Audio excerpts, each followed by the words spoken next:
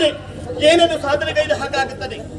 ಹಾಗಾದ್ರೆ ಸಾಯುವುದಂತೆ ಮಾರ್ಗವಲ್ಲ, ಇದ್ದು ಸಾಧಿಸಬೇಕಿರುವುದನ್ನು ಅರ್ಥ ಮಾಡಿಕೊಂಡವಳಿದ್ದೇನೆ. ನನ್ನ ಈ ಹೀನಾಯ ಸ್ಥಿತಿಗೆ ಯಾರು ಕಾರಣಕರ್ತರು, ಯಾರು ಯಾರು ಎನ್ನುವ ಹಾಗೆ ಯೋಚನೆ ಮಾಡಿದ್ರೆ ಬೇರೆ ಯಾರು ಅಲ್ಲ, ನಮ್ಮ ಹಗೆಗಳಾಗಿರುವಂತಹ ದೇವತೆಗಳು ನನಗೆ ವೈದ್ಯವಿದ ದೀಕ್ಷೆಯನ್ನು ತಂದೊಡ್ಡಿ ನನ್ನ ಹೀನಾಯ ಸ್ಥಿತಿಯನ್ನು ಕಂಡು ಗರ್ವಿಸಿ ನಗ್ತಾ ಇದ್ದಾರೆ. ಹಾಗಾದ್ರೆ ಇವರ ನಗು ಶಾಶ್ವತವಾಗಿ ಉಳಿಯಕೂಡದು. ನನ್ನ ಕಣ್ಣಿನಲ್ಲಿ ಕಣ್ಣೀರನ್ನು ಹರಿಸಿದಂತಹ ದೇವತೆಗಳಿಗೆ ಅವರ ಕಣ್ಣಿನಲ್ಲಿ ರಕ್ತದ ಕೋಡಿಯನ್ನು ಹರಿಸಬೇಕು. ಹಾಗಾದ್ರೆ ನನಗೊದಗಿದಂತಹ ಕಷ್ಟವನ್ನು ನಾನು ಯಾರಲ್ಲಿ ಹೇಳಿಕೊಳ್ಳುವುದು? ನನ್ನವರು ಎನ್ನುವ ಹಾಗೆ ಯಾರಿದ್ದಾರೆ ನನಗೆ? ಹೌದು, ಯಾರ್ಯಾರು ನಾನು ಬಿಟ್ಟು ನನ್ನ ಮಗನಿದ್ದಾನೆ, ಸಮರ್ಥನಾಗಿದ್ದಾನೆ. ಮನುಷ್ಯ ಹೆಗಲೆತ್ತರಕ್ಕೆ ಬೆಳೆದಿರುತ್ತವನಿದ್ದಾನೆ.